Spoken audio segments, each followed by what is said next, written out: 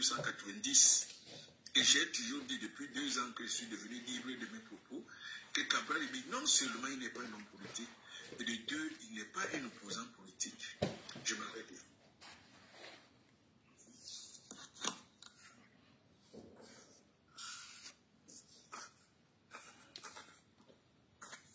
Oui, Dati, tu peux prendre le relais, s'il te plaît. J'aimerais, le temps de bien positionner mon appareil, j'aimerais laisser la parole à quelqu'un d'autre. Merci. Alors, ok, merci. Jacques, vas-y. Ok, merci bien de me donner l'occasion de m'exprimer sur le sujet de cet homme politique qui, en 2018, a déjà de par son entrée assez triomphale sur la scène politique camerounaise et surtout à renverser un certain nombre de partis, pas à renverser mais à damer le pion à un certain nombre de partis politiques qui avaient pignon sur rue depuis 92. Je parle comme ça du SDF. Mais seulement au lendemain de cette élection, moi je pense c'est une pensée personnelle, hein. En fait c'est un constat personnel que la ferveur qu'il a eu à soulever lui est montée par la tête et là il a carrément perdu le nord. Je vais prendre un certain nombre d'exemples assez précis pour justifier mon point de vue. Déjà, par la suite, au lendemain des élections présidentielles de 2018, il a commencé à avoir un langage, je vais dire, discoutoir, un langage irrévérencieux vis-à-vis de la classe politique camerounaise et plus précisément envers l'opposition. Lorsqu'il dit, par exemple, dans ses interventions, je vais prendre le cas sur un live sur TikTok, où il disait qu'il ne peut pas coaliser avec des hommes qui ont déjà travaillé pour le gouvernement. J'aurais bien voulu lui demander, honorable, est-ce que travailler pour le gouvernement est un crime? J'aurais bien voulu qu'il me donne une réponse assez précise à cette question. Quand il parlait qu'il ne peut pas coaliser avec des gens qui ont déjà travaillé pour le gouvernement, il faisait référence à qui exactement? Donc un peu comme pour dire quoi, pour avoir donc le fait d'avoir travaillé pour le fait d'avoir été membre d'un gouvernement fait de vous un allié de ce gouvernement. La question est bien évidemment non. Mais contrairement au Macron camerounais, Macron auquel il s'identifie en se prenant pour le Macron camerounais, tout laisse à croire qu'il a la mémoire courte parce que Macron auquel il s'identifie a eu à travailler pour le ministre, je crois, a eu à travailler pour le président, comment est-ce qu'il s'appelait encore, François Hollande. Il a eu à travailler pour lui. Même s'il faut remonter à Jacques Chirac, même s'il faut prendre tous les président de la 5e République française, tous ont travaillé pour l'autre. Qu'on prend même le cas de Mitterrand, il a eu à être ministre dans le gouvernement du général de Gaulle. Qu'on ait même à prendre le cas du président Chirac, il a été premier ministre de François Mitterrand. Qu'on aille même prendre le cas de Nicolas Sarkozy, il a été ministre du président Chirac. Donc voilà un certain nombre de contre-exemples qu'il a eu à prendre et qui ont fait en sorte que moi personnellement je puisse commencer à douter de sa sincérité. Cet exemple pris, je m'en vais prendre un second exemple. Lorsque toute la classe politique et plus précisément l'opposition réclamait, faisait un certain nombre de réclamations envers le régime en place, notamment la publication du fichier électoral national. Il a également fait une contre-déclaration dans laquelle il disait que ce n'est pas une obligation de le faire, qu'on peut aller sur le site internet et vérifier son inscription. Mais j'aimerais bien savoir comment dans un pays, des pays comme la Côte d'Ivoire et le Bénin, que là-bas ce n'est pas une obligation. Mais ce qu'il oublie de dire, c'est que dans ces pays, le gouvernement prend la peine de donner à chaque parti d'opposition le fichier électoral sur une clé USB. Mais au vu de ces exemples-là, on se pose une question et de savoir, mais est-ce que c'est un homme politique sérieux qui, au lieu de s'allier à des causes justes, pas forcément parce que ça vient de l'opposition, parce que ce que la classe politique, parce que ce que la classe politique et plus précisément l'opposition réclame, c'est pour le bien-être de tous les opposants. Ce n'est pas pour X ou seulement pour Y. Mais le fait de se dresser contre ça, ça suscite quand même un certain nombre de points d'interrogation qui font douter de sa sincérité. Un troisième exemple, au lendemain des élections présidentielles de 2018, dans sa première intervention, il dit il est troisième, c'est un candidat de l'opposition qui a gagné, mais curieusement, il ne dit pas qui. Et la même bêtise se répète encore en 2025 où il dit il est troisième, mais refuse de dire qui est premier d'après ses CV. Il pousse même encore le vice plus loin en cachant ses PV. Mais c'est une affaire du peuple, c'est une affaire nationale. La suivi de l'État en dépend. Quand ça vient d'un parti, quand ça vient d'un homme politique, plus grave encore, d'un parti d'opposition, il y a vraiment plus d'une question à se poser. Donc je préfère, je vais m'arrêter sur ces 4 exemples-là pour montrer que son entrée en politique en 2018 l'a mis en pole position, mais il n'a pas su exploiter cela, il s'est dressé contre les intérêts du peuple. Donc voilà qui meuble mon intervention visant cette politique. Merci à toi, Jacques. Donc je reprends la parole parce que là maintenant je suis bien posé. Alors, le problème, j'ai envie de parler d'un problème global de la jeunesse camerounaise, hein, qui a toujours été dans la trahison, dans la collaboration, avec ceux qu'on accuse aujourd'hui d'être des vieux qui confisquent le pouvoir. Si Biya est là depuis 43 ans, s'il est dans la haute administration depuis 62, si tous ces gens-là se sont maintenus, c'est parce qu'il y a eu aussi quelque part des jeunes qui ont bien voulu les accompagner dans leur sale besogne. Cabral en est l'exemple parfait. On peut citer, hein, on peut voir aujourd'hui, c'est les jeunes comme les Joshua aussi, des gens qui ont très vite, n'est-ce pas, compris qu'il fallait surfer dans ça. Parce que, en fait, c'est une question de mentalité à un certain moment. C'est-à-dire qu'on a des gens qui fonctionnent comme des mendiants. C'est des gens qui se lèvent, qui ne sont pas des hommes politiques, encore moins des hommes d'État. C'est des gens qui ne pensent qu'à eux, finalement. Donc, le cas Cabral, je rappelle ici que je suis un ancien cabraliste.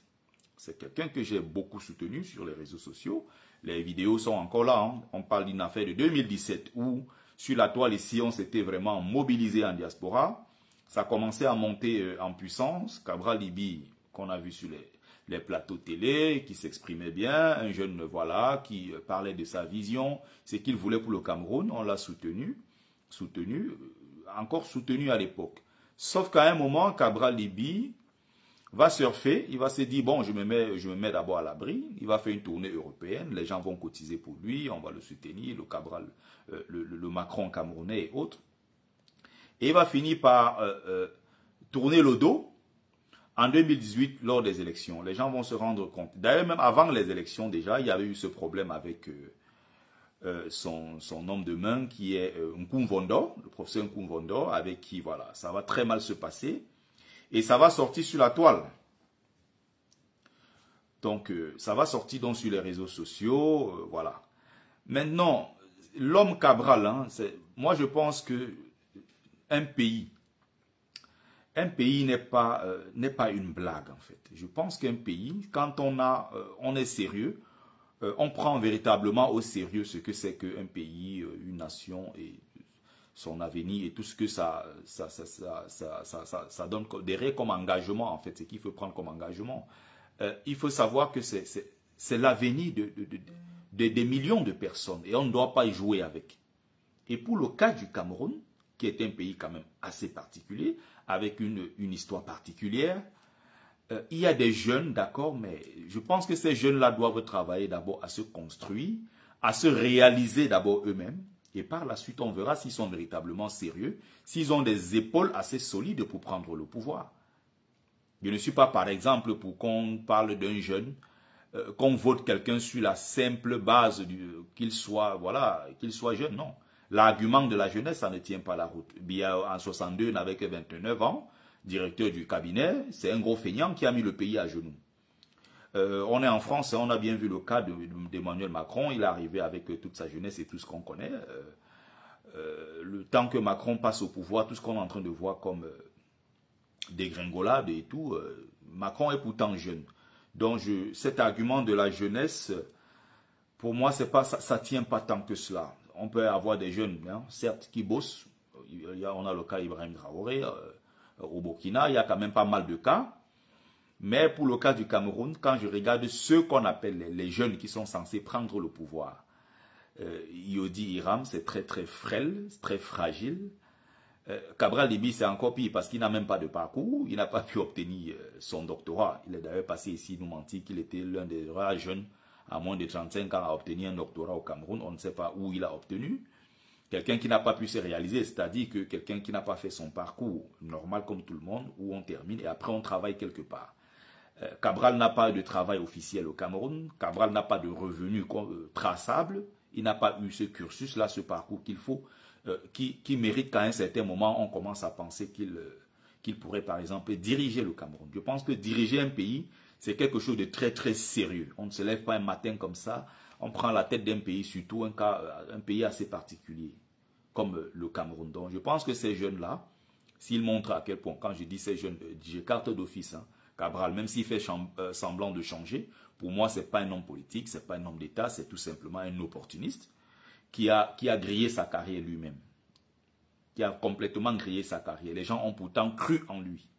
Et voilà qu'il a traversé encore sur le corps, sur les cadavres des Camerounais, sur le sang des jeunes dans les rues, pour aller féliciter Paul Biya.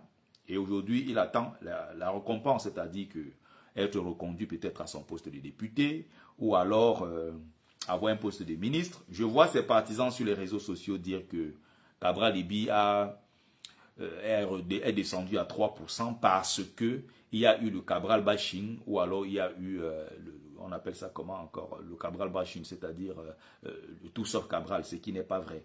Cabral a chuté dans l'estime de beaucoup de Camerounais à partir de 2018 où il a trahi la résistance. De deux, si Cabral, qui a donc une base purement communautaire, je n'ai pas dit communautariste, Cabral Libi, même dans ce qu'on appelle le socle Bassa, Cabral Libi, même là-bas, Tiroma est venu à gagner. Tiroma a tout raflé dans certains endroits qui sont censés être des endroits où Cabral, voilà, devait être voté majoritairement. Cabral, il ne faut pas qu'on essaye de distraire les gens. Je pense qu'il n'est pas seul, hein, parce que si on parle toujours de Cabral, ça ressemble plus à un acharnement qu'autre chose. Mais bon, les Joshua aussi, les plaisantins comme on appelle comment encore des espoirs, je ne sais plus, espoir Matomba, des choses comme ça. Ils occupent aussi un espace vide. Hein. D'un autre côté, j'avais d'ailleurs fait un direct dessus récemment. Ils occupent un espace vide laissé par les méritants, laissé par des intellectuels. Et je parle ici des véritables intellectuels, c'est-à-dire vraiment des patriotes, qui auraient pu apporter quand même beaucoup de choses à notre pays, mais qui ont décidé de se mettre en marge de tout cela. Ok, la nature donc ayant horreur du vide. Si vous avez des mérites, vous avez des compétences, je vais dire, et vous ne venez pas mettre ces compétences-là au service du Cameroun en passant par la politique. Donc, il faut donc comprendre que les espoirs Matomba, le Macron camerounais Cabral, ou alors, bon, Macron quand même a un parcours, il a travaillé chez Rothschild, Macron est un banquier.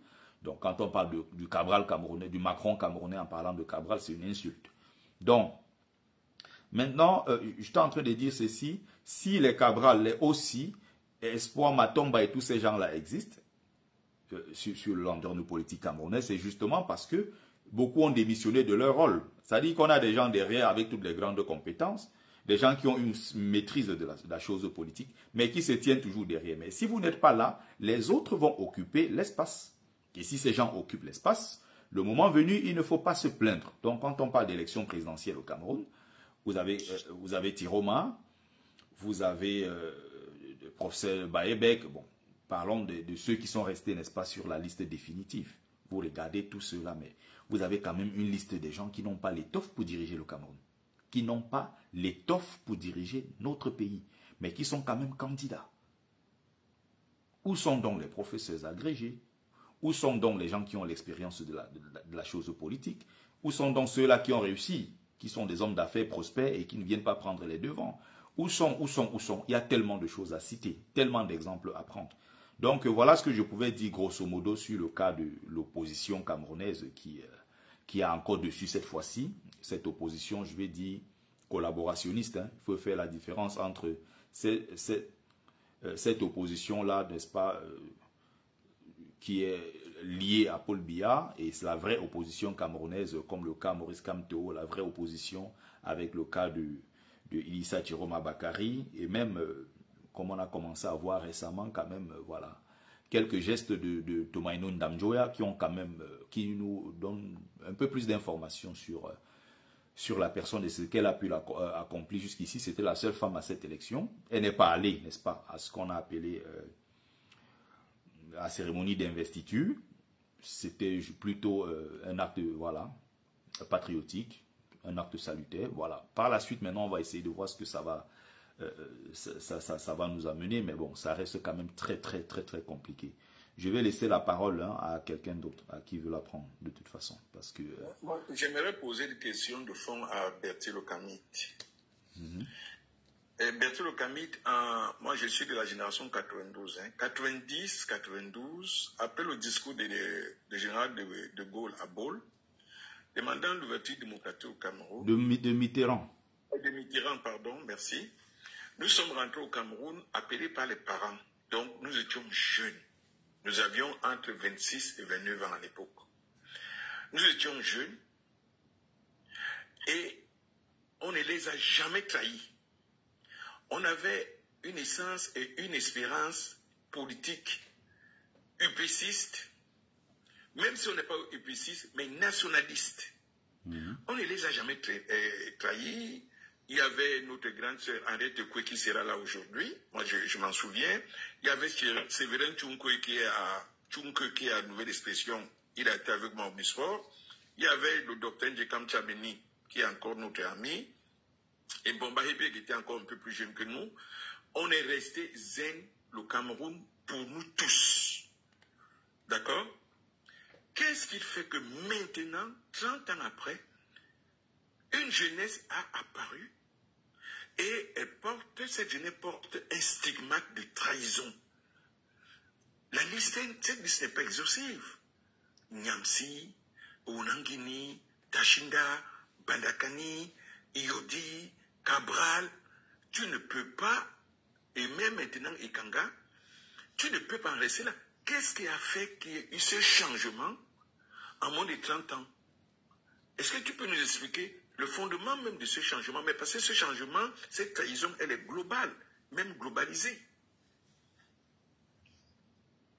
Ce que je pense, c'est qu'il y a à un certain moment une sorte de... Il n'y a pas eu de continuité en tant que telle. Il n'y a pas eu de continuité, c'est-à-dire entre l'ancienne génération et la génération actuelle. Tu es de l'ancienne génération, c'est-à-dire qui a reçu quand même cette éducation où au cœur, encore une fois, il y a la communauté, c'est-à-dire que l'intérêt de la communauté. Tu as reçu cette éducation qui veut que, voilà, à un certain moment, qu'on soit capable de s'effacer soi-même pour donner place au groupe, donner place à l'ensemble. C'est-à-dire que tu as bénéficié, comme les autres, hein, les gens de cette époque-là, qui ont bénéficié quand même d'un certain nombre d'éléments. Ce sont des forces, ce sont des valeurs. Quand on grandit avec ces valeurs-là, c'est beaucoup plus facile quand on est dans le contexte politique, puisqu'on est agrippé à un certain nombre de valeurs, on a quand même il y a des racines, il y a quand même pas mal d'éléments. Ça fait que, à un certain moment, oui, à un certain moment, quand il faut prendre un certain nombre de décisions, quand il faut adhérer par exemple à un groupe, quand il faut, on se retrouve face à une situation où il faut peut-être soit rester nationaliste, rester patriote ou bien peut-être trahi, je pense que c'est beaucoup plus difficile, je crois, hein, pour les gens de cette époque-là. Maintenant, il y a eu une sorte de transition, il y a eu une nouvelle génération, mais il n'y a pas eu de transmission des mêmes valeurs. C'est-à-dire que ce qu'on voit aujourd'hui au Cameroun, ce qu'on voit, restons dans le milieu politique, c'est tellement plus facile de voir des jeunes qui trahissent, tellement plus facile de voir des jeunes. D'ailleurs, si on prend les exemples au moment où nous sommes en train de parler, on ne va parler que des jeunes. Quand on parle des gens comme, je ne sais plus si on va parler des Armand Noutak et autres, regardez à l'intérieur du MRC, regardez des gens qui du jour au lendemain ont tourné leur dos. Je ne vais pas... Même Michel Ndoki, regardez une dame comme celle-là qui avait un avenir politique, une dame qui à un certain moment était notre héroïne, qui du jour au lendemain s'est retournée. Je ne veux pas parler forcément du parti politique MRC, mais je vais dire qu'elle s'est retournée contre le combat pour la libération de notre pays. On apprend aux dernières nouvelles que, bon voilà, je ne sais plus trop ce qui s'est passé, elle se retrouve en Côte d'Ivoire, il y a eu, je ne sais plus... Ça dit que c'est très très difficile. Je pense qu'il n'y a pas eu... Il n'y a pas eu cette transmission-là. Il y a eu aussi les conditions sociales, les conditions du quotidien qui sont devenues beaucoup plus, mais alors beaucoup plus difficiles. Et les gens, parfois, pour joindre les deux bouts, les gens, dans cet instinct-là, n'est-ce pas, de survie, à un moment, pensent d'abord à eux et se disent, bon, ils vont d'abord se sauver. Ils vont d'abord se sauver. Je pense que Cabral, quand il s'engage en politique... Peut-être qu'il a l'intention de bien faire les choses, mais puisqu'il n'a pas déjà lui-même une assise, ce n'est pas quelqu'un qui a forcément à l'époque un domicile connu, ce n'est pas quelqu'un qui a un boulot stable ou une entreprise stable, c'est quelqu'un qui se dit, bon, je vais surfer sur la vague et je vais avoir une certaine stabilité, voilà, en espérant rester un peu plus longtemps dans le milieu politique. Voilà ce que ça donne. On a d'abord une jeunesse qui n'est pas suffisamment ancrée dans sa propre culture, culture ici vraiment dans l'ensemble, hein, dans sa spiritualité et autres. On a une jeunesse qui se livre beaucoup plus facilement. Je ne dis pas que les anciens aussi, parmi eux, il n'y avait pas des gens qui, voilà, hein, qui à un certain moment lâchaient ou trahissaient. Mais cette jeunesse, si elle est beaucoup plus enclin à le faire parce qu'il y a des conditions sociales, il y a l'arrivée aussi hein, des réseaux sociaux avec le proving. On a parfois un environnement aussi qui pousse des gens souvent à commettre des erreurs. Je ne pense pas que Cabral soit suffisamment aussi bien entouré. Je ne pense pas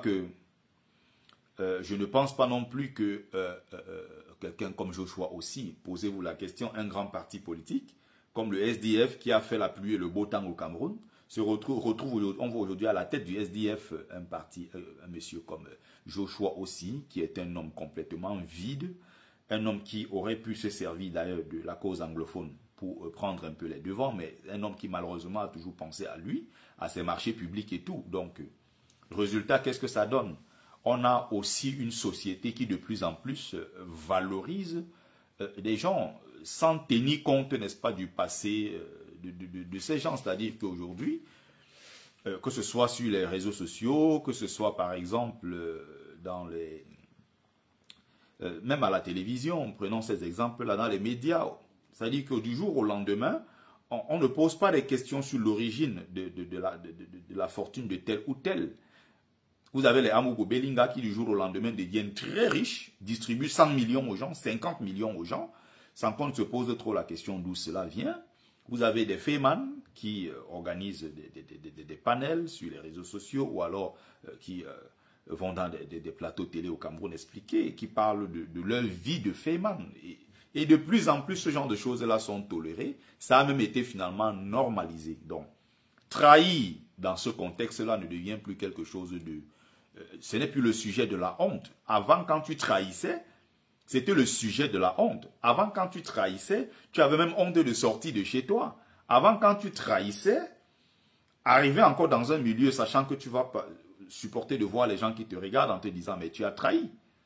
Donc les anti-valeurs, comme dit Banaboy, les anti-valeurs se sont finalement installées et ça fait qu'aujourd'hui on est dans un environnement où Cabral peut aller aux élections, comme c'était le cas récemment. Il dit il sait qu'il est troisième. On lui demande, mais qui est deuxième et qui est premier? Il n'arrive pas à le dire. Mais vous avez ces partisans encore qui sont partout pour expliquer aux gens, malgré toutes les démissions qu'il y a eu autour de Cabral-Libye, vous avez quand même des jeunes qui organisent des panels pour expliquer que c'est parce qu'il y a eu un Cabral bashing. Non, ils ne voient pas que eux-mêmes, leur propre leader est resté très incohérent depuis 2018. Non, ce qui les intéresse, c'est de faire croire, en fait, ils ne se regardent pas droit dans le mur. Voilà encore un exemple parfait. Il y a Gabriel qui vient de prendre l'exemple de Bidjan.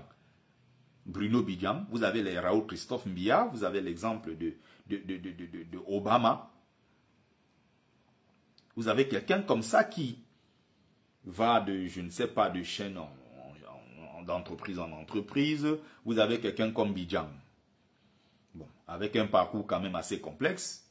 Qui apparaît comme ça du jour au lendemain. Il est journaliste. Et quelqu'un qui a été journaliste pendant déjà des années, va à l'école de journalisme, s'inscrit, il fait à peine 3 semaines, 1 mois, il se fâche, il ressort de là, mais bon, dans notre société actuelle, c'est quelque chose qui ne pose pas tant de problèmes aux gens que cela. On demande tout simplement, qu'est-ce que tu as apporté, qu'est-ce que tu es capable de mettre sur la table? On est en 2025, et il y a des mamans, des parents qui arrivent à dire à leurs enfants, la fille qui n'a que 17 ans, s'apprête, elle met son maquillage à 20 h, elle prend son sac et elle sort. Ses parents lui disent, ma fille, en rentrant, tu nous gardes. Voilà des exemples très simples. Mais cette maman, ce papa qui dit à sa fille, en rentrant, tu nous gardes. Qu'est-ce que l'enfant va vous garder? Est-ce que l'enfant travaille la nuit? Où va l'enfant? Avec qui elle passera toute cette nuit? Dans quel contexte? Avec qui? Mais il suffit que le lendemain, qu'elle revienne et qu'elle charge le frigo. Donc on est dans un contexte généralisé de pauvreté, d'insécurité. Dans tous les sens, finalement, ça a favorisé ce genre de choses. Et bon, le terrain où les gens peuvent venir se recycler, c'est-à-dire des anciens bandits. Vous avez des gens qui, toute leur vie, ont été que des malhonnêtes. Vous avez même des gigolos qui viennent se recycler en politique. Alors que la politique devrait être le milieu où on trouve quand même des gens des patriotes, des gens qui sont suffisamment outillés pour la chose politique, des gens qui ont quand même un parcours. S'il te plaît, Betty, je ne te coupe pas. C'est juste pour interpeller UPC 48 de revenir. Si ça reste trop en pause, ça va se couper. D'accord. On va continuer.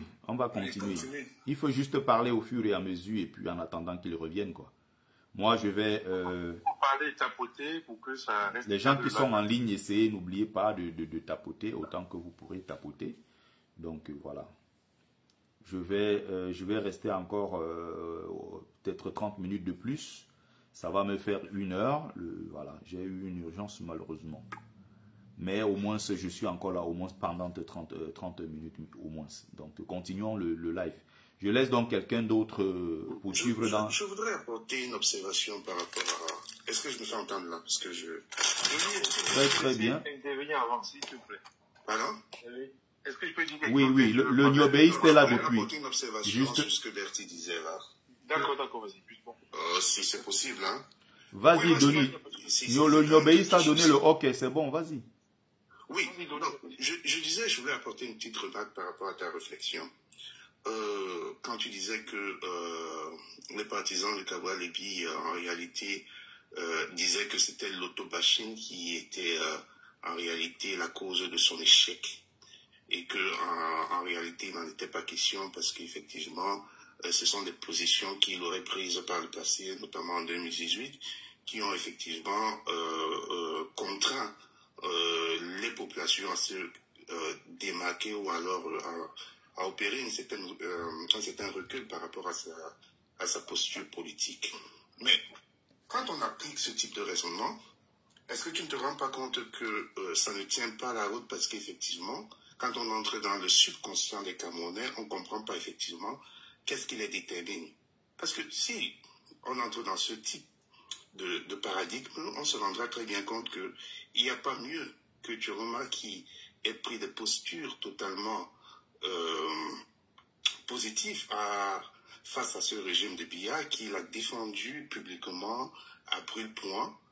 Mais quand il a changé quand il est venu vers l'opposition et qu'il a déposé sa candidature, les populations camerounaises, quand même, quelque part, je ne sais pas si c'est par défaut ou par choix, d'une manière ou d'une autre, se sont basculés vers quelqu'un qui, hier, n'était pas de leur camp. Donc, je voudrais justement que il faudrait que lorsqu'on fait ce genre d'analyse, qu'on marque un peu de recul et qu'on dise quand même que c'est beaucoup plus profond que ça. On ne peut pas exclusivement dire que c'est parce que certaines de ces positions n'ont pas conforté le peuple.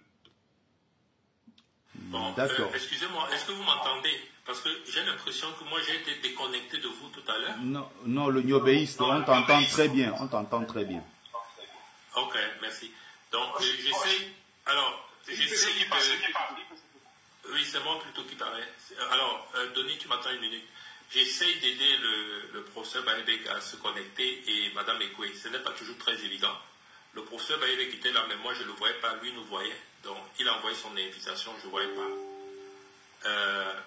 Donc, il a dû redémarrer son appareil et Madame Ekwe attend sa fille pour qu'elle l'aide à se connecter. Donc, continuez le débat pendant que moi j'essaye de faire en sorte qu'ils soient là. Merci. Alors, je suis juste pour que Non, tu puisses un peu non. clarifier. J'ai déjà Doni Patassoni, j'étais déjà très bien compris.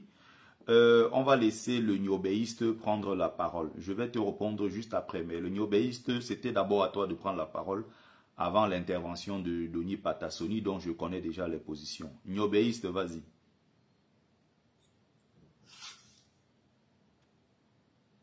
Niobéiste, débloque ton micro. Voilà, vas-y. Ah oui, désolé, je parlais un peu à moi-même là, sans avoir débuté mon micro.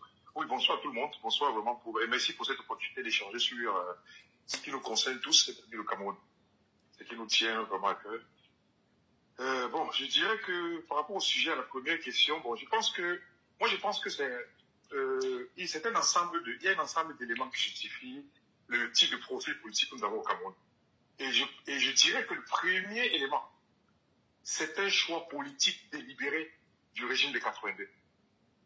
C'est-à-dire que, si vous observez bien, le régime de 82 a affamé, a clochardisé presque la majorité des Camerounais. Regardez tous les secteurs de la vie professionnelle au Cameroun.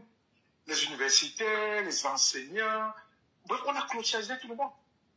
Au point où on a réduit les possibilités d'ascension sociale. Et à côté de cela, on a introduit de façon délibérée un ensemble d'organismes ou un ensemble de pratiques qui je ne sais pas, j'ai pas à son âme, comment on l'appelait encore le monsieur, le camarade de Onan qui est décédé là, le monsieur qui avait écrit des livres, il parlait de pays organisateurs, comment on l'appelait encore le monsieur? Bon, bref. Les paradoxes du Ateba Yéné. Ateba Yéné, merci pour le rappel. Justement, c'est-à-dire à côté de cette politique délibérée, là, on a introduit des pratiques d'un autre genre. Et je crois que c'est ce qui justifie un peu. Ça, c'est du ouais, la pratique du le sexe le magico-anal, oui. Magico-anal. Il a un ouvrage là-dessus, très intéressant. Ouais. Exactement. C'est-à-dire qu'ils ont réduit les possibilités d'ascension sociale dans tous les domaines.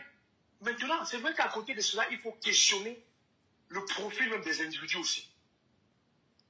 Il faut questionner le profil des individus. Oui, justement, c'est pour ça que je disais tout à l'heure, les gens qui débarquent comme ça, des anciens fémans recyclés, qui viennent se recycler en politique, des gens qui n'ont pas de parcours, c'est des gigolos. Vous avez des gens comme, je ne sais pas, vous avez un gars comme Célestin Jamen qui a vécu peut-être 10-15 ans en France, qui même ici n'avait pas de parcours en tant que tel, qui se retrouve au Cameroun. Il est incapable de payer ses factures. Bon, certes, je sais pas si on est dans l'analyse, parce que moi, je n'aime pas quand on s'en prend aux opposants comme ça. Moi, Doni Patassoni, je vais... Laissez-moi m'exprimer. Si vous commencez votre truc, on ne va pas s'en sortir. Niobéiste, vas-y. Je rappelle, hein, Doni Patassoni, je sais comment il fonctionne. Hein. Je rappelle que tu vas faire ça, Doni Patassoni, avec les autres. De toute façon, dans 30 minutes, je partirai. Donc, tu resteras faire ça avec les autres, pas avec moi. Je dis qu'il y a aussi maintenant le profil des individus. Parce que même dans un environnement pourri comme ce que nous avons là, les gens arrivent quand même à se démarquer. les gens réussissent quand même à dire non à certaines choses. Donc, et si on fait une analyse profonde du profil politique, on va se rendre compte qu'il y a plusieurs types de profils politiques. Il y a des gens, et il faut remarquer, il faut questionner la façon dont les gens entrent en politique. Il y a certains qui entrent en politique. Moi, je peux classer la première catégorie comme ceux qui entrent en politique par effraction.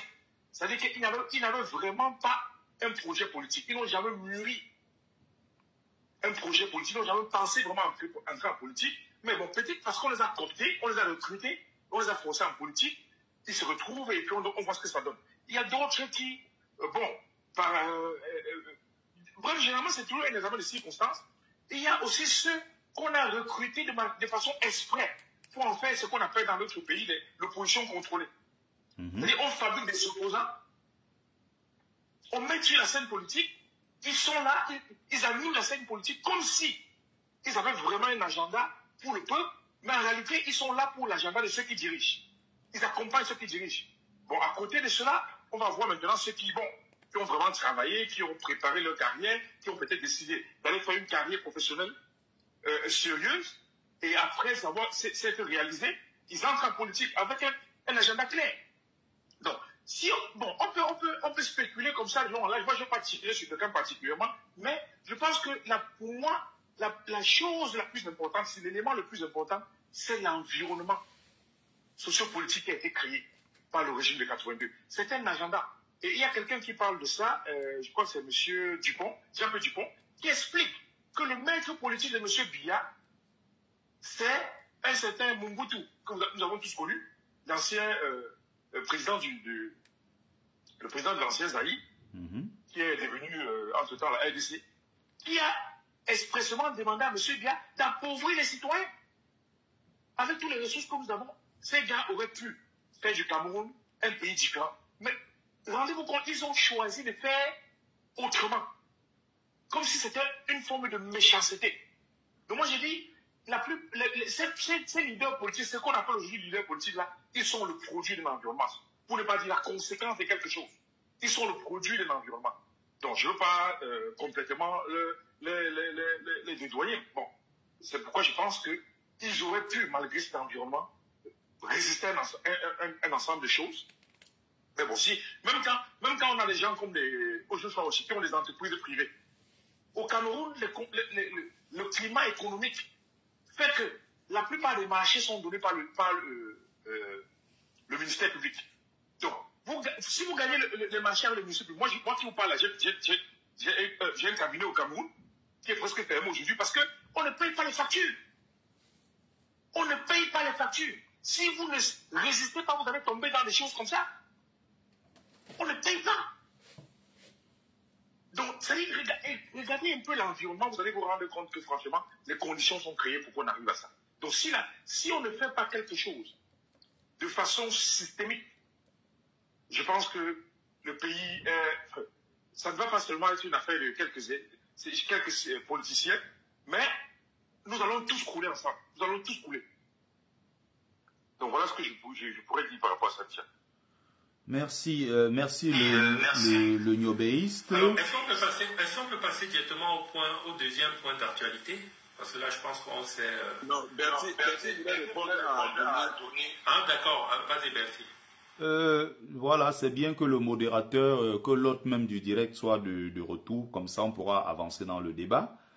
Il y a Bansley, peut-être, qui n'est pas au courant. Banslav, voilà. Au départ, ici, c'est une invitation. Il y a 4 invités, mais bon, on a fait monter les gens qui voulaient, participer, contribuer, n'est-ce pas, au live. Mais à la base, c'est une invitation. Comment? Il dit exactement, j'ai aussi reçu une invitation. Voilà. Non, c'est pas du même ordre. C'est pas du même ordre. C'est pas du même ordre, justement. C'est pour ça que... Je peux descendre alors, c'est ça? Non, pas du tout. J'étais en train d'expliquer que puisqu'il y a quelqu'un, je crois que c'est toi qui te plaignais en bas, mais on ne fait pas monter les gens. C'est pour ça que je suis en train de dire que, à la base, il y a le doyen Ampère qui est là, je suis là. Il y a le prof Bayebek et maman Henriette Ekoué. C'était, voilà, ceux qui étaient d'abord invités. Mais maintenant, on est entre caméras, on a envie de discuter, on a envie d'échanger. Ça n'empêche pas de faire monter les autres. Mais en fait, c'est UPC 1948 qui décide, qui a organisé son panel aujourd'hui. Et je suis venu tout simplement en tant que contributeur. Je pense qu'on a suffisamment parlé du cas Cabral. Il serait mieux que la suite, n'est-ce pas, soit orientée, voilà, par UPC, l'autre du live, ou qu'on avance. Doni Patassoni, c'est une perte de temps. C'est passer son temps à répondre à quelqu'un comme ça qui est déjà braqué, qui vient avec des idées complètement arrêtées. C'est une perte de temps. Voilà. Le Cabral a fait, je crois, 5 ans depuis qu'il est député. Je crois que c'est la 6e année.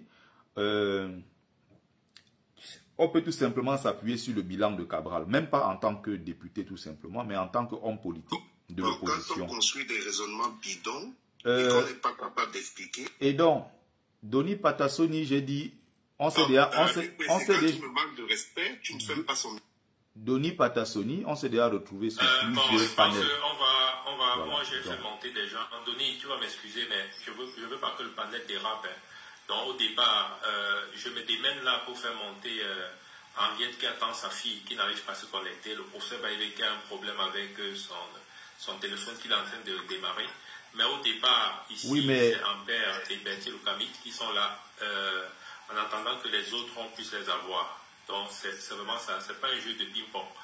L'objet du live... En échangeant, je peux donner un petit avis sur ce que j'ai écouté aussi, s'il vous plaît. Oui, mais attends un instant. L'objet du live, ne vous inquiétez pas. L'objet du live, c'est qu'on a l'actualité. On a Ampère et Bertie qui nous donnent... en attendant que les autres arrivent, qui nous donnent un avis sur l'actualité. Après, il y a des questions que vous pouvez poser. Donc, ceux qui montent peuvent poser des questions, ils peuvent avoir des contributions courtes. Mais d'abord, c'est les deux. C'est vraiment ça, c'est vraiment le format en attendant que les autres arrivent.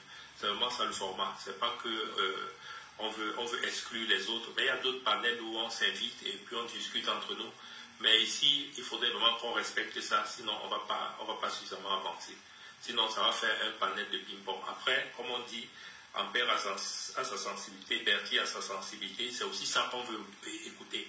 C'est pas dire qu'ils ont raison ou bien ils ont tort. C'est pas vraiment un ping-pong. Il y a eu un fait qui est là, c'est-à-dire que l'un des porte-parole de Cabral a démissionné et il a accusé Cabral d'un certain nombre de choses. On a parlé de ça et après on passe à autre chose. Hein.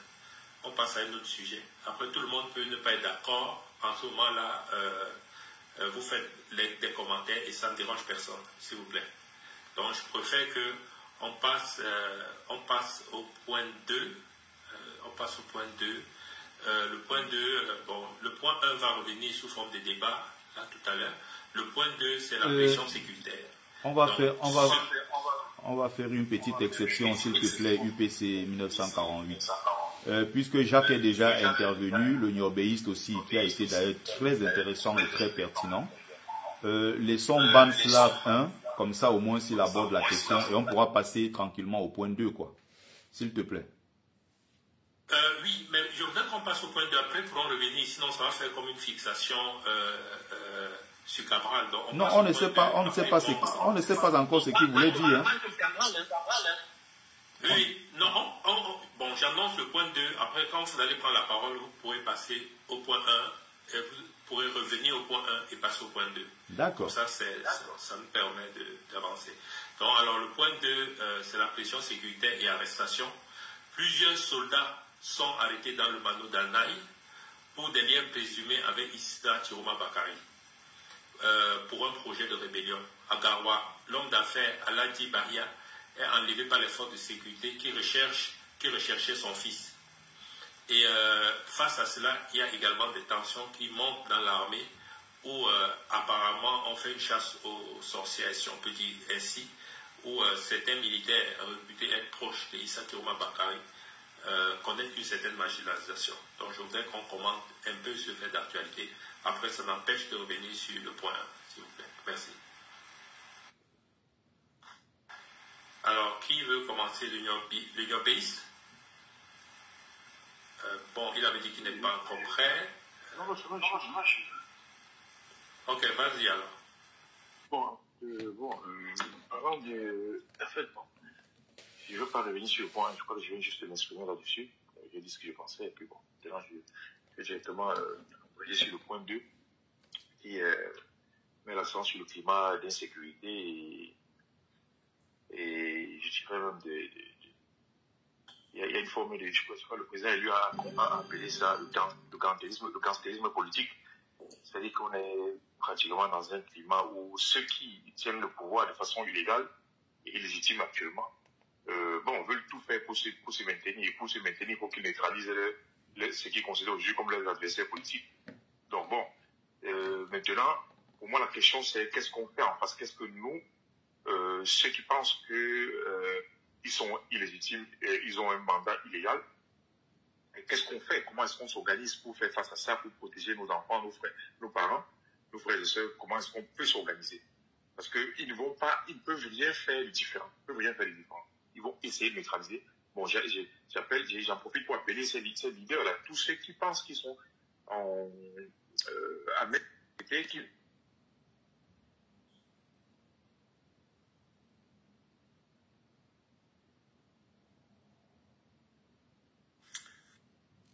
Alors, on ne t'entend plus. Je pense qu'il a un problème avec son réseau. Hein. Ouais, on va continuer. Quand tu n'étais pas là, il y a mon fils Berthe le Kamit qui s'en va dans 22 minutes. Et j'aimerais lui laisser la parole. Parce que je suis là pour faire la promotion des jeunes. On lui laisse la parole parce que dans 22 minutes, 23 minutes, il sera plus là avec nous. Normalement, quand je suis même monté, je souhaitais aussi que Bertie m'écoute même une minute. Bon, si c'est que c'est... Non, il est l'invité principal. Il est jeune et il s'en va dans 22 minutes. En attendant, les gars de ma génération qui arrivent là dans 2, 3, 4, 10 minutes, moi j'aimerais passer le temps de parole à Berthe le Kamit. Pour essayer d'aborder la deuxième question et s'il peut évacuer la première question qu'il n'a pas pu évacuer tout à l'heure. Merci. Non, la première question sur l'opposition, je pense qu'on a suffisamment, abordé cette question. Et encore une fois, il y a quelqu'un qui sortait en tête de cette trahison, de cette trahison de l'opposition qui s'appelle Cabral, l'opposition qui collabore avec le RDPC. Voilà, on a assez parlé de cela, ça peut ne pas plaire à Doni Patassoni. Il faut qu'il sache tout simplement que le bilan de Cabral entre 2018 et 2025 est un bilan largement négatif, ce qui fait que les gens ont le droit, voilà, dans ce contexte-là, de dire qu'ils ne vont pas se ranger derrière Cabral. Il a même d'ailleurs lui-même répondu à sa propre question, parce que pour quelqu'un qui est dans l'opposition depuis 7 ans, si on prend à partir de 2018, comment expliquer que Cabral, malgré toutes ces années-là, soit complètement largué dans la course par quelqu'un qui s'appelle Issa Tiroma Bakari, qui il y a seulement 3-4 mois encore était dans le régime, le gouvernement de Paul Biya.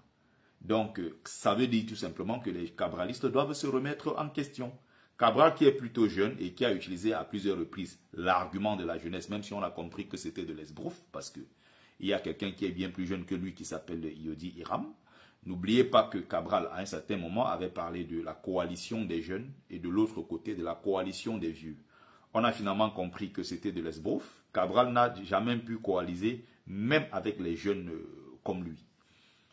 Donc, le plus important ici, voilà, c'est ce qui va suivre. Et ça devient très intéressant dans la suite. Pourquoi? Parce que on voit un Issa Tiroma Bakari qui est concentré, complètement concentré sur son objectif. C'est-à-dire que, plus que quiconque, il a compris qu'en ce moment-ci, il faut une véritable mobilisation du peuple camerounais, mais surtout, il faut une force qui viendra, n'est-ce pas, créer le véritable rapport de force qu'on attend depuis beaucoup de décennies aujourd'hui, avec le pouvoir en place, afin de les renverser. C'est-à-dire qu'il faut qu'on passe de cette étape-là de bavardage, qu'on passe à l'étape, n'est-ce pas, de la sensibilisation, parce que ça fait quand même beaucoup d'années qu'on sensibilise.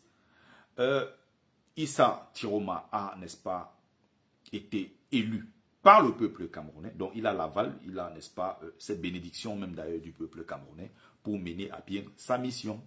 Ce qui va se passer, tout simplement, c'est qu'au bout d'un moment, il va falloir utiliser peut-être ce que d'autres refusent d'aborder, comme la question que beaucoup d'ailleurs ne veulent pas aborder. C'était d'ailleurs le problème du MRC pendant 7 ans, c'est-à-dire que le changement par la paix et par les urnes.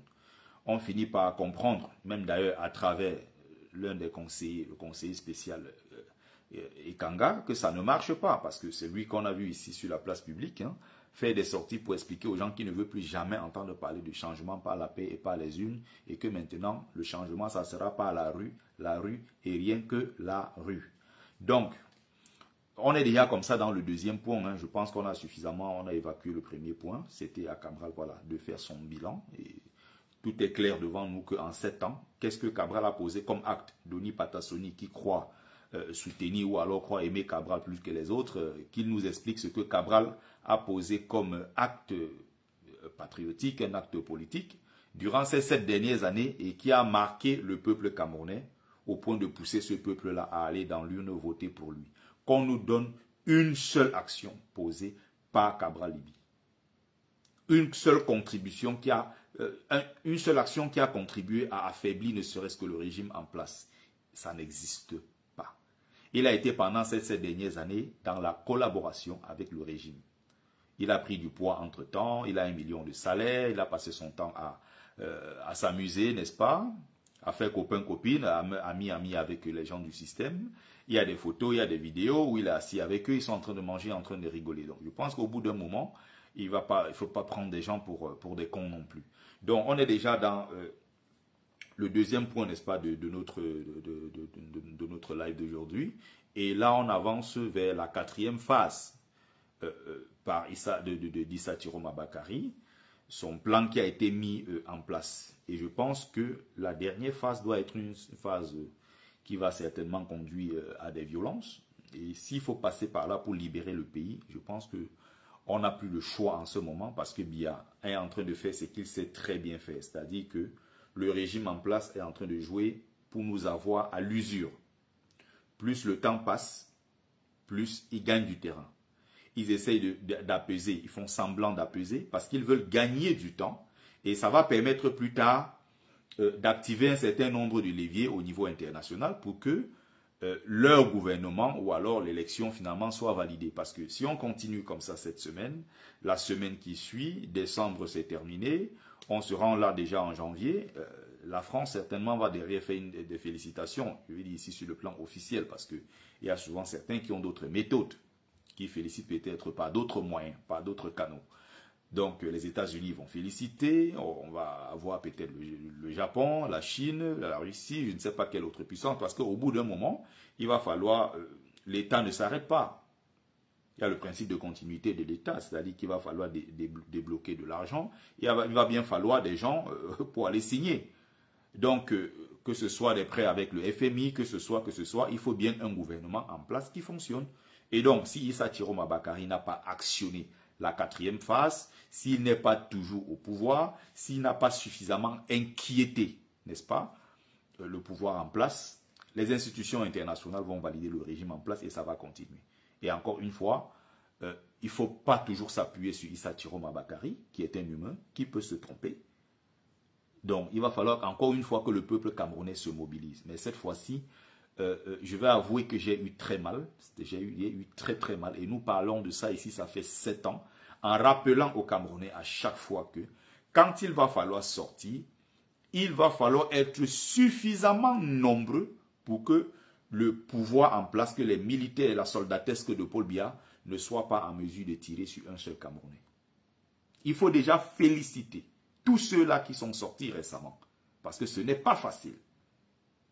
Il faut déjà commencer par féliciter, saluer vraiment la bravoure de ceux-là et, n'est-ce pas, s'incliner, n'est-ce pas, sur la mémoire de ceux-là qui sont partis ces derniers temps. Il faut non seulement cela, mais il faut préciser que si on a tiré sur eux, on est peut-être à 60-70 morts pratiquement, sans compter des centaines d'enlèvements et tout le reste. C'est justement parce que nous n'étions pas suffisamment nombreux. Les gens sont sortis. Ils se sont battus, ils ont fait ce qu'ils pouvaient. Avec leur pauvres moyens. Je pense que la prochaine phase qui va suivre est une phase qui sera une phase militaire. Parce que envoyer des jeunes comme ça sortis dans la rue comme ils sont sortis et se faire abattre comme des chiens, comme des lapins, c'est des images qui blessent. C'est-à-dire qu'il faut aller sur, comment on appelle, il faut aller sur Telegram, vous regardez, mais quand vous allez sur Telegram, mais c'est pas possible, puisque là-bas, il n'y a pas de censure comme sur Facebook et autres, mais vous avez des images des gens, allez dans des groupes WhatsApp, mais vous regardez encore des images des jeunes qui sont tombés, des parents et tout ça. Mais c'est horrible, c'est horrible, on ne peut pas supporter ça longtemps, il va falloir mettre fin à cela, et ce qui reste à faire ici, c'est la force, et encore une fois, il va falloir inquiéter ce régime-là en place pour qu'à un moment, qu'ils comprennent que soit ils seront obligés de céder tout simplement le fauteuil à Issa Chiroma Bakary, soit le pays totalement va s'embraser. Il faut qu'ils soient dans une situation où ils ne pourront pas négocier quoi que ce soit. Ils auront une seule issue, sortir tout simplement et laisser la place à Issa Chiroma Bakary. D'où maintenant les enlèvements dans le Grand Nord. On sait que son soutien vient du Grand Nord. C'est la raison pour laquelle les Bamileke en ce moment et les nordistes qui sont au sein, n'est-ce pas, de l'armée, sont ciblés. Le climat de tension, nous avons les membres de nos familles, des amis et tout qui sont dans ce milieu-là. On vous dit que des informations qui nous parviennent ces derniers temps, c'est que c'est vraiment... les gens se regardent en chien de faïence. À l'intérieur de la police, de la gendarmerie, de l'armée, on sait que tel camarade, tel appartient à telle tribu. Les gens sont mis sur écoute, les gens sont surveillés. Et avec une surveillance vraiment accrue sur les populations, sur les forces de l'ordre originaires du Grand Nord et aussi, n'est-ce pas, de l'Ouest Bamileke. Pourquoi? Parce que c'est ceux-là qui sont accusés, n'est-ce pas, comme des fauteurs de troubles qui ont envoyé leurs partisans ou leurs enfants dans les rues créer ce qu'ils appellent du désordre. Donc, oui, ce qu'ils sont en train de faire actuellement dans le Grand Nord avec... des enlèvements à gauche, à droite. Alors, sur une bonne partie même d'ailleurs du territoire, ce qu'ils sont en train de faire là, c'est bien calculé. D'un autre côté, on fait semblant, n'est-ce pas, d'apaiser les tensions. On fait semblant de rassembler les gens sur la même table en parlant de paix, de réconciliation, et même d'ailleurs en parlant, en anticipant, c'est-à-dire sur les prochaines élections législatives et municipales, une façon de dire aux gens, ou les régionales, d'ailleurs une façon de dire aux gens que les élections présidentielles sont derrière nous, comme l'a fait le jeune Hiram, et les autres, voilà. Donc, ils ont intérêt, s'ils veulent se maintenir au pouvoir, de harceler, n'est-ce pas, ceux-là qui peuvent être potentiellement leurs adversaires demain sur le terrain militaire. Donc, voilà ce que je pouvais apporter comme contribution. Donc, ça me semble être ce qui va finalement déclencher le mouvement que nous attendons tous. Enlever les gens du Nord, stigmatiser davantage nos frères du Nord qui sont dans la police, gendarmerie, dans l'armée et autres, ça participe, n'est-ce pas, d'un projet bien huilé par le régime en place qui fait tout pour se maintenir. Voilà, ça c'était ma petite contribution sur ce point-là. Voilà. J'écoute les autres si encore je peux rajouter quelque chose. Pour essayer de parler dans ton sens, il faut reconnaître, vous connaissez ma liberté d'expression. Le peuple bamileke, depuis la guerre d'indépendance, a payé un lourd tribut, a payé énormément un lourd tribut. Depuis 1948 jusqu'à 1971, gaz, napalm, les exécutions. Ce même peuple a payé un lourd tribut. En 92, 90, 91, 92, en 2018, maintenant, même en 2025, il y a énormément d'arrestations arbitraires. C'est vraiment un peuple qui paye un lourd tribut pour le changement, pour le Cameroun. Et moi, je suis de ceux qui pensent que ce peuple, on doit le soutenir avec l'UPC qui est avec moi. C'est de bons résistants, de bons nationalistes. Et c'est que ensemble, avec tous ceux qui cherchent le changement, nous allons tous ensemble nous mettre main dans la main pour essayer de changer le système en place. Maintenant, ça n'a pas pu marcher avec le professeur Kanto. La Providence nous a donné le professeur, l'ingénieur, mon collègue Chiroma. Et maintenant, tous ensemble sommes sur Chiroma qui maintenant a épousé les revendications du peuple, toujours pour un but bien déterminé, le départ du système en place. Je vais laisser la parole à une autre personne en attendant le retour de l'UPC 1948. Merci. Alors, Banslav, tu avais un mot pour Bertie, je crois. Donc, je te vois un peu trop pressé. Vas-y. Ok, bon, très exactement, c'est parce que j'ai aussi entendu, bon, j'ai entendu tout le monde, et puis, vous savez, des fois, tu peux amener ton avis, et puis, ce que tu écoutes te fait changer de trajectoire. Ce que je veux d'abord dire aux gens, à tous ces frères, c'est que on s'est retrouvé dans une situation où le peuple est fatigué. Bon, quand je vous parle de moi déjà. Je suis un petit du Mfundi. Je vous dis, dans le Mfundi, on a un gros comité qu'on a organisé. C'était carrément anti-Paul Biya. Et je vous dis, on a tellement diabolisé Kamto. Nous sommes nés dans un système où on a du rejet de l'autre. Parce qu'on nous fait croire que celui qui se bat, c'est quelqu'un qui est venu nous combattre et tout et tout. Et c'est surtout le rejet du Bamileke. Donc, je vous dis, je parle de moi. Je ne veux pas qu'on dise qu'on a dit et tout ça. Je vous parle de moi. Et c'est une éducation qu'on a eue. Aujourd'hui, nous sommes nombreux à rejeter cette éducation parce que ça nous a affaiblis. À quel niveau? Ça nous affaiblit parce qu'on nous fait croire aujourd'hui que le Bamileke est plus intelligent que le Betty. Pourtant, c'est faux. On a la même tête, on a tout la même chose. Ce qui nous réduit, c'est parce que nous, on nous fait croire qu'on va nous positionner. Le Bamileke, lui, sait qu'il faut donner, il faut étudier. Donc, même après le bac, lui, pas encore fait des... Il travaille encore les concours. Nous, on ne travaille plus parce qu'on dit que non, on va nous positionner. On a tous la même tête, on est tous les humains. Et je suis dépassé parce qu'aujourd'hui, on essaie de comparer les gens. Il n'y a pas de comparaison. On a juste un gros problème que la victoire que Paul Biya a eue sur nous tous les Camerounais, c'est qu'il a su nous manipuler. Nous tous, je vous jure, dans le foot, nous les petits, tout le monde est contre Paul Biya. Nous, on a juste un manque de courage. Dans le centre, partout, vous allez voir, on n'a pas le courage de s'exposer et de dire mouf à Paul Biya que va te reposer. Surtout qu'il n'est plus là, il ne tient plus. Personne, Paul Biya, s'il était le parent de n'importe qui, je ne vois personne qui pouvait accepter qu'il vienne se positionner là. Et je vous dis très honnêtement, les tentacules de Paul Biya se sont élargis dans le sens où il a manipulé les hommes d'affaires et les élites Bamileke, financer tout ça, parce que vous-même vous savez tous, c'est l'Ouest qui finance les élections, et nous les petits, nous on mange, et on va juste voter. Mais je vous dis, cette année-ci, les petits, dans le Fundi, on a mangé l'investissement qu'il avait donné 150 millions. Si vous voulez, vous allez voir sur le mur d'Ernesto Yene, allez voir les Lundu, Sébastien et tout ça. Vous allez comprendre. Aujourd'hui, on est réveillés, les gars sont révoltés. Je vous apprécie, je vous admire. Les gens comme les Bertie, je vous admire. Moi, peut-être, si j'ai quelque chose contre toi, c'est parce que des fois, tu te dis que c'est tous les Bertie qui sont comme ça. Tu vas venir trouver 2, 3 personnes qui viennent te dire mouf. Même lui, il ne sait pas. Même pour nous, une simple phrase française, il ne parvient pas. Mais je te dis, un vrai Bertie, nous sommes là.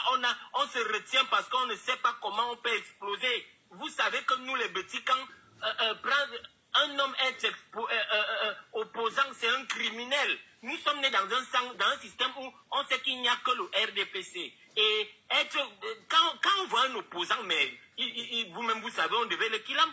Vous connaissez, je sais qu'il y a beaucoup de migrants qui sont ici, qui connaissent le musicien qu'on appelait Sarabokono. Et je vous jure que la Pyro n'a pas chanté comme Sarabokono. Mon grand-père, je ne sais pas si tu le connais un peu. Tu peux dire à Betty. Sarabokono qui a chanté, il disait il disait à Paul Biya que l'argent du pays go où et tout ça.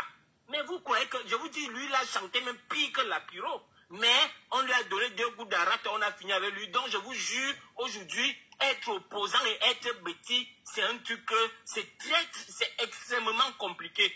Et nous, on nous a appris qu'il n'y avait pas de parti d'opposition. Le seul parti d'opposition qu'on a connu dans l'histoire, on sait qu'il y a l'UPC. Moi, je n'ai pas connu. Après, on vient nous raconter, on nous parle du SDF et qui a été acheté. Kamto vient suivre. Mais nous les jeunes, on est surpris que Kamto est diabolisé.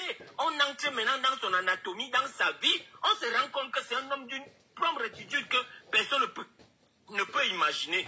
C'est où on dit non, mais comment vous ne faites que jeter des pierres sur un arbre qu'on a compris que ça avait des fruits.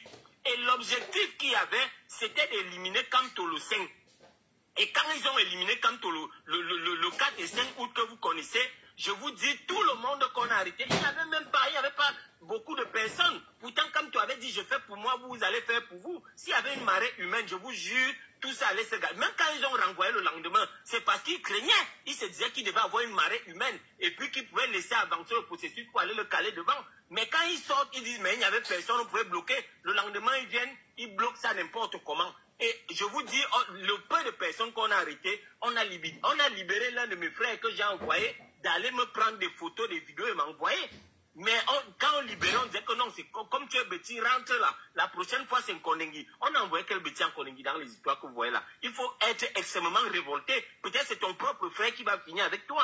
Donc, je dis, on a un gros problème d'éducation. Et on a des choses qu'on ne veut pas accepter. Bon, ce sont aussi les manières dont on nous explique. Les Cabral et tout ça, vous avez vu, c'est un dessin qu'on nous a tous dessiné et qui nous dessine ça. C'est Frulun dans beaucoup de voice, en étonne et tout ça. Donc, quand on écoute tout ça, vous voulez qu'on fasse quoi? Qui devait encore suivre un homme comme ça? On a amené un système de tribalisme. On veut déjà rallier les bassas, les doigts là, aux petits. Non, on n'est pas parenté. Mais même si c'était même ça, on est dans un sens de méritocratie. On a perdu beaucoup de frères parce qu'ils attendaient qu'on allait les positionner et ils sont tombés dans quel sens? Parce que l'âge est déjà dépassé, il ne peut plus aller. Maintenant, il faut faire quoi? C'est boire les kitoko. Et aujourd'hui, on va se plaindre de tout ce qui nous entoure. Donc, je dis, on n'est pas tous pareils. C'est juste qu'on n'a pas tous le même courage. Il y a beaucoup qui sont là. Regardez, aujourd'hui, on se plaint d'un frère. Où on était, la trajectoire, c'était Etoudi. C'est Etoudi qui doit tomber. Mais aujourd'hui, on est surpris que le frère est en train d'aller à contre-sens. On ne comprend pas. Regardez, allez voir sur les murs de partout de mes frères Betty que je publie tous les jours. Je fais ça parce que je comprends qu'on est dans un sens et on n'est pas seul. C'est juste qu'on n'a pas le même courage. Donc pour moi, Betty Lokami, franchement, j'ai beaucoup d'admiration pour toi et pour ton courage et pour tout ce qui peut arriver. Moi, je ne peux pas faire ce que tu peux faire. Mais je te dis très honnêtement, moi-même dedans, nous sommes des gros lâches. Et la politique du pays qu'on voit là, dans les études et ce que nous aussi on essaie d'analyser, ça ne va jamais fonctionner dans la loyauté et tout ça. Donc aujourd'hui, si comme toi peut-être affaibli l'adversaire et que Chirouma vient donner un coup de poing tombe, on continue seulement à avancer. Le plus important c'est de l'achever. Et puis même si Chirouma ne va pas parvenir, s'il vient aussi, il y a eu, bon par exemple, moi, j'ai appris que Chirouma était une grosse manipulation et j'ai décidé de rester tranquille et de garder mon silence. Mais je vous dis, j'ai eu un gros bénéfice parce que le peuple a appris à se lever. C'est un gros bénéfice. Donc même si Chirouma ne vient pas, je sais que le peuple a appris à se lever. Tout ce qu'on doit éduquer au peuple maintenant, c'est que le jour où il y a seulement une injustice, vous vous levez tous. Où on dit qu'il y a un truc au nord, tout le Cameroun entier se lève. Donc je pense qu'on a un gros problème d'éducation. C'était mon aperçu, mon frère. Merci. Merci beaucoup, Banslav. Merci, mon frère. C'était très intéressant ta position. J'ai été souvent écouté dans d'autres panels. Hein. Ça reste très, très intéressant globalement. Bon, maintenant, il ne s'agit pas de toi. Je suis d'ailleurs le premier convaincu qu'il y a des gens dans l'air culturel Fambiti Boulou qui sont contre le système en place. Bia a eu des adversaires qui étaient ses propres frères. Il y a eu le prêtre je crois qui était mort au Canada, Monseigneur, j'oublie le nom. Il y a eu des gens à l'intérieur du système qui n'étaient pas toujours d'accord avec Paul Biya. Il y a eu encore aujourd'hui, il y a des gens qui sont dans cette, il y a des Valsero qui sont Fambiti Boulou, qui se battent à Baoyono, qui sont nombreux, qui sont des gens qui sont de cette ère culturelle et qui se battent contre le système en place. Voilà. C'est pas tant ça le problème, c'est le problème de nombre en fait. Il y a une hypocrisie quelque part que beaucoup ne veulent pas voir parce que c'est difficile à voir. Il faut faire face à cela et c'est très très compliqué. Alors vous avez 3 régions du Cameroun, le centre, le sud et l'est. Et vous connaissez très bien que dans l'histoire de notre pays, c'est les 3 seules régions où il n'y a jamais eu de ville morte. Et en 2025 aujourd'hui, voilà encore les preuves devant nous, c'est-à-dire que pendant qu'on bougeait à Douala, à Garoua, à Ngaoundéré, à Bafoussam, partout, quand toutes les autres 7 régions du pays étaient en feu, il y a eu Yaoundé, le centre qui était relativement calme, les gens vaquaient à leurs occupations. Il y a eu juste quelques 2-3 quartiers populaires où il y a eu quelques trucs et tout ça. On est passé à autre chose. Le centre, le sud, n'en parlons pas. C'est le silence total dans tout le sud.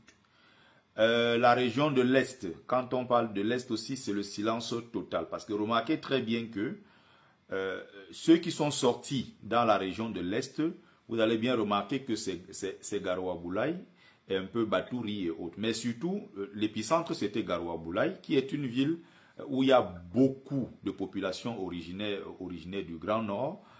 Aïdjo était passé par là, son tout premier poste d'ailleurs, je crois, c'était à Garoua Boulaye, son tout premier poste.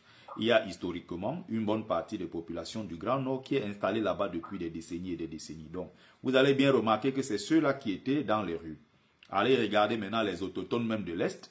Vous avez plutôt des vidéos des gens qui sont sortis pour vous expliquer que nous sommes les Makas, nous sommes les autochtones, nous sommes les cécis, et nous ne voulons pas voir des nordistes et des Bamileke ici qui viennent faire du désordre. Betty, s'il te plaît, je n'aime même pas couper les gens, mais si tu vois, je te dis, je t'ai avoué que nous sommes des lâches, mais à un certain niveau, on a eu des comités où on a conseillé nos frères et puis on a dit, c'est trop comme ça. Je vous jure, ça, je comprends. L'objectif c'était d'aller faire des bulletins nuls. Mais les gars sont allés voter Tirouma. Comme je suis en train de te dire, je comprends. On peut te dire même où Paul Biya a voté. Mais je comprends très bien. Ce que je vais juste te dire, c'est que même s'ils ont voté Tirouma, c'est pas tant ça le problème. Pourquoi les gens qui ont donc voté Tirouma, une fois que leur voix a été volée, c'est à eux de descendre dans les rues pour dire mais non. Quand il y a déjà un mouvement, un processus qui est enclenché comme c'était le cas, c'est à eux de descendre dans les rues pour dire vous avez volé ma voix, j'ai voté Tirouma, vous avez certainement remis ma voix à Paul Biya. Raison pour laquelle je me révolte. Ce que je constate ici tout simplement, c'est qu'il y a ce silence-là au sud, même pas un seul pneu brûlé. Les gens ne sont pas sortis, ils sont restés chez eux, tout au contraire. On a vu quelques gens, quand on a annoncé la victoire de Paul Biya, les gens dans cette partie-là qui ont fêté. C'est-à-dire que le frère du village est resté au pouvoir. Dans la région de l'Est, j'ai expliqué la configuration et la composition géoethnique pour qu'on puisse mieux comprendre ce qui se passe dans l'Est. Ce n'est pas les autochtones de l'Est qui sont sortis, qui est une partie bien enclavée de notre pays, avec tout ce qu'on connaît comme misère et souffrance là-bas. S'ils ne sont pas sortis, c'est que quelque part, ils sont toujours retenus par ce truc-là qui leur dit quelque part, non, c'est le frère du village. Au centre à Yaoundé, c'est pareil. Et si on laisse même le centre même qui est le cœur de Yaoundé, on va dans les villages environnants, dans le centre du pays, les populations ne se sont pas mobilisées. Mais je suis bien convaincu, et on a eu plusieurs exemples, plusieurs preuves, n'est-ce pas, par le passé, que si demain, il arrivait quelque chose où Biya a été inquiété, on voit les gens qui multiplient des vidéos pour menacer en disant que c'est nous qui avons le pays. La chose se vérifie encore au sein de l'armée, où la plupart des gens qui sont descendus dans les rues, je vais dire des forces de l'ordre qui ont tiré, ils viennent de la région Fambeti-Boulou. On ne connaît pas jusqu'à présent un Douala qui a tiré sur quelqu'un. Il n'y a pas peut-être, je ne sais pas, 2-3 Bamileke qui ont tiré sur quelqu'un. Ils sont pourtant tous dans l'armée et dans les billes, dans tous ces corps de métier camerounais, je vais dire les forces de l'ordre en général, tout ce qui est police, gendarmerie et armée. Ils sont aussi à l'intérieur. Mais quand on regarde curieusement, ceux-là qui lament les gens dans les rues, ils s'appellent Atana, ils s'appellent Mvondo, ils s'appellent ceci, et vous n'allez pas empêcher les Camerounais, voilà. Je ne parle pas de toi, Bansla, parce que tu as une vision totalement différente. Et tu n'es pas le seul, il y a beaucoup qui sont comme ça que je connais. Mais je dis encore ici une fois, il faut qu'on sorte de cette hypocrisie. La plupart, la majorité dans ces zones-là, dans cette partie du pays, centre, sud et est, ne se mobilisent pas. Pourquoi? Parce qu'il s'agit de protéger l'intérêt du frère du village. Celui qui peut-être n'a pas eu la chance d'entrer dans la fonction publique parce qu'il s'est dit, bon, peut-être ce n'est pas mon temps. Non, il a toujours espoir quelque part que même si ce n'est pas lui, ça peut être son frère, ça peut être sa sœur, qui un jour aura le matricule. La fonction publique est devenue la propriété privée de ceux-là qui pensent que, bon, ils détiennent l'acte de naissance du Cameroun. Moi, tu sais, je suis quelqu'un qui pratique la parole virile, hein. Je suis quelqu'un qui a une parole très directe, voilà. Je n'aime pas perdre mon temps dans des sujets d'hypocrisie. Moi, c'est des choses qui ça me gonfle plus que tout. Moi, je peux pas. Voilà, c'est ça. Bon, ça c'est le titre, si tes dents ne sont pas solides, on ne te donne pas ça. Et donc voilà, les ancêtres m'ont dit que j'étais prêt à prendre ce titre et je l'assume pleinement, avec beaucoup de fierté. C'était juste une parenthèse. Mais encore une fois, ce que j'ai envie de rappeler ici, c'est quoi? C'est que tout dépend de nous, tout dépend du peuple camerounais, mais aussi, nous avons la chance cette fois-ci d'avoir quelqu'un qui n'a pas lâché. Parce que, doyen Ampère, tu disais tout à l'heure que malgré tout ce que les gens ont peut-être pu dire, on n'a pas remarqué jusqu'ici un seul geste ou un acte déplacé d'Issa Tiroma Bakary qui pourrait amener les Camerounais à penser qu'il a trahi la lutte. Donc jusqu'ici, il est resté cohérent, il est clair dans sa démarche, le combat continue, nous nous battons toujours. Donc jusqu'à présent, il a montré pas mal de garanties quand même. Et c'est ça qui galvanise davantage. Je suis convaincu que le peuple camerounais va sortir massivement dans les rues d'ici les semaines qui suivent pour fêter la libération du pays. Il faut tout simplement qu'on se mette ensemble. Le président Tiroma est au laboratoire, il est en train de travailler et il sait ce qu'il lui reste à faire. Donc, n'ayons pas peur des mots. On ne veut plus voir des jeunes dans les rues se faire tirer dessus sans défense. Ces gars qui sont morts là, j'aurais préféré que ces gars-là aient eux-mêmes des armes pour riposter. Ce n'est pas possible d'abattre des jeunes comme ça dans nos rues comme des lapins, malgré la solidarité même des policiers, je vais dire la solidarité de ces jeunes qui ont montré aux gens que non, ils voulaient plutôt coaliser. Ils voulaient célébrer ce moment-là avec les forces de l'ordre. Nos jeunes n'étaient pas dans la défiance. Nos jeunes n'ont pas eu l'intention de faire quoi que ce soit. Nos jeunes étaient tout simplement sortis parce qu'ils voulaient que les choses changent. Et ces jeunes-là avaient envie de partager ce moment-là avec les forces de l'ordre de notre pays. On a vu des policiers, des gendarmes blessés qui fuyaient, qui avaient peur, d'autres qui sont tombés. Non, ils ont été sauvés par des jeunes. Alors qu'il y a certains parmi eux qui étaient prêts carrément, voilà, à les lapider. Ces policiers et ces gendarmes ont été sauvés de la lapidation par des jeunes qui ont dit « Nous ne sommes pas ici pour ça. Les forces de l'ordre ne sont pas nos ennemis. » Mais malgré cela, ils n'ont pas eu pitié une seule seconde. Qu'est-ce qu'ils ont fait? Ils ont encore tiré sur des jeunes. Alors ces jeunes-là doivent se défendre. Se défendre ici, c'est quoi? C'est récupérer ce qu'ils peuvent avoir, d'où que ça vienne, pour se battre contre ceux-là qui ont décidé tout simplement de tirer sur nos jeunes comme des lapins, sans sommation, sans sentiment. Et ce sont parmi eux, d'ailleurs, on trouve des pères de famille. Ils vont retourner chez eux s'asseoir, sachant, ayant conscience qu'ils ont massacré des jeunes innocents qui n'avaient rien demandé et qui voulaient tout simplement le changement. Donc, au bout d'un moment, on ne va pas laisser des gens comme ça aller se rendre eux-mêmes à l'abattoir. Non. Il va falloir une force en face pour, n'est-ce pas, imposer le rapport de force le moment venu avec la milice tribale de Paul Biya qui, jusqu'ici, a décidé, n'est-ce pas, de le protéger contre les intérêts du peuple camerounais. Donc, voilà, c'était ma petite contribution. Malheureusement, je vais devoir vous laisser, comme je vous l'ai dit tout à l'heure. Au moins, cela, j'ai été pendant 1 heure de temps. Au moins, c'est 1 heure.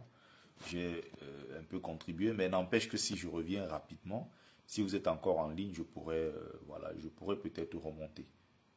Mais là, voilà, merci, je suis pratiquement à 1h30. Là, j'ai apporté ma petite contribution. Oui, merci de faire la jonction entre les jeunes et l'ancienne génération de 92.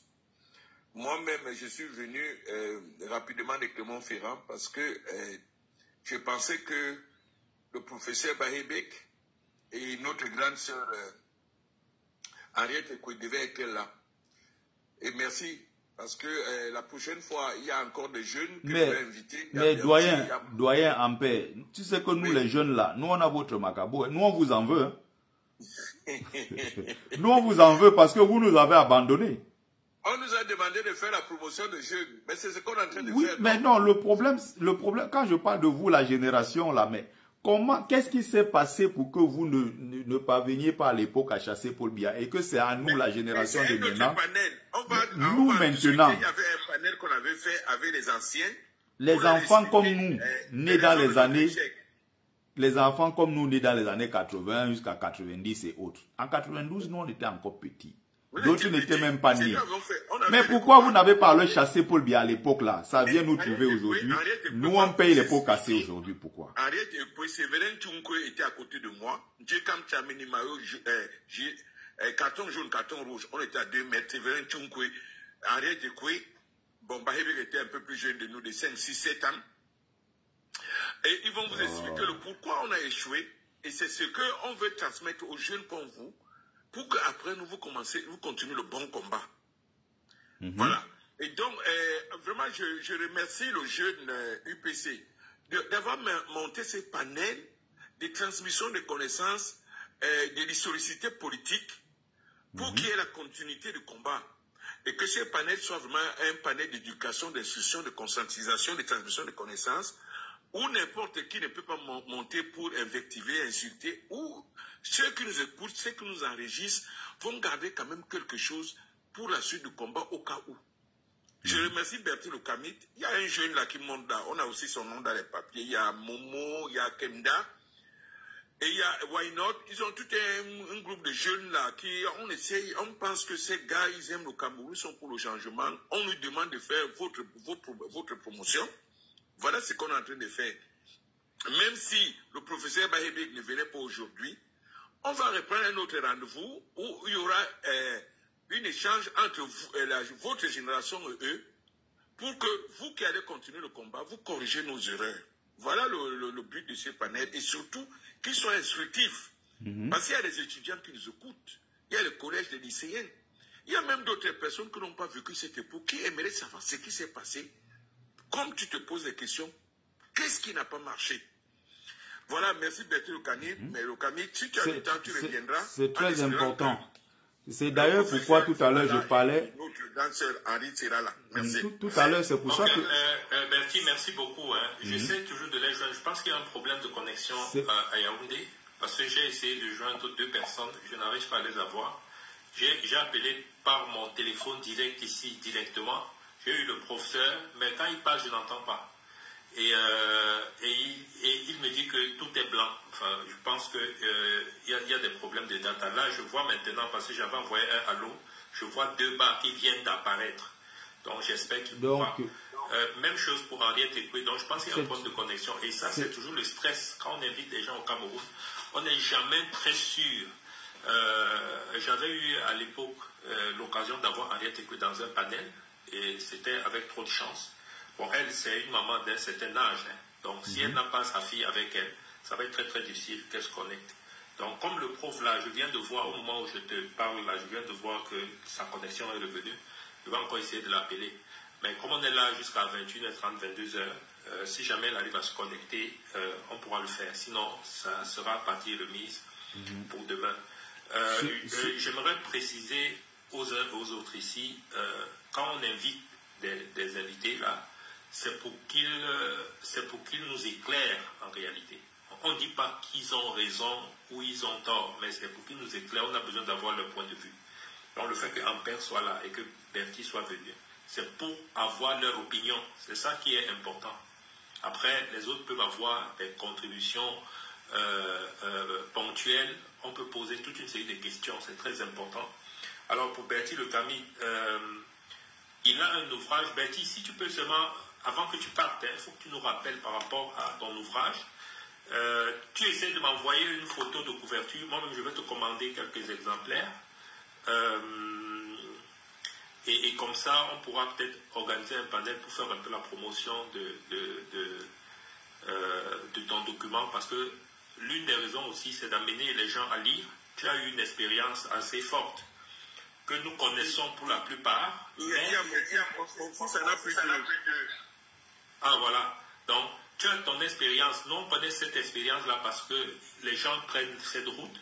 Mais, sauf erreur de ma part, je ne connais pas un Camerounais qui a pris la peine d'écrire par rapport à ce trajet-là. Donc, il est important que cet ouvrage soit vulgarisé et moi, personnellement, je vais en prendre. Je vais te contacter inbox.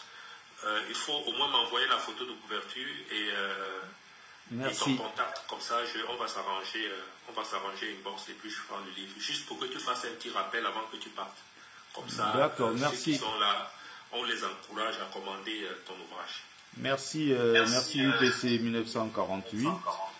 Je vais te contacter tout à l'heure. Je vais juste après ça, je vais te contacter. Je vais t'envoyer la photo de la première et la quatrième de couverture. L'ouvrage est toujours disponible, hein, je le vends moi-même, donc je l'envoie par la poste. Hein, au bout de 3-4 jours maximum, vous recevez votre exemplaire, surtout que quand c'est moi-même, n'est-ce pas, qui le vend, quand je l'envoie moi-même par la poste, je fais une dédicace. Donc c'est mieux toujours d'acheter chez l'auteur lui-même.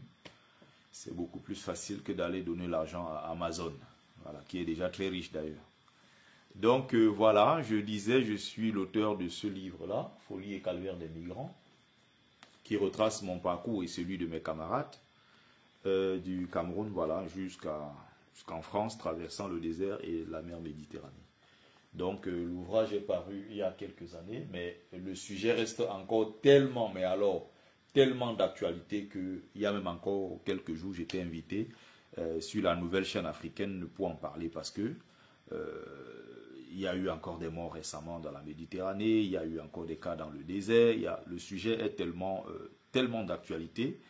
Il va falloir un jour, voilà, trouver des solutions pour ralentir considérablement voilà, le flux de migration de l'Afrique vers l'Europe, en maintenant, voilà, les jeunes avec des meilleures conditions sur place en Afrique. Voilà, on essaie de travailler dans ce sens-là. Un enfant perdu dans la mer, perdu dans le désert, c'est un désastre pour nos familles. Et Dieu seul sait le nombre de familles aujourd'hui chez nous, en Afrique, qui pleurent leurs enfants, qui sont partis, ça fait 3, 4, 5, 10 ans et dont ils n'ont plus jamais eu de nouvelles. Donc, il y a aussi quelqu'un tout à l'heure qui disait qu'il était intéressé par mon ouvrage. Jacques, il n'y a pas de souci. Jacques, tu me contactes par le même canal, hein, que ce soit TikTok ou Facebook. Voilà, je vais répondre directement. Donc, je t'envoie le nécessaire UPC 1948. Merci à Jacques, merci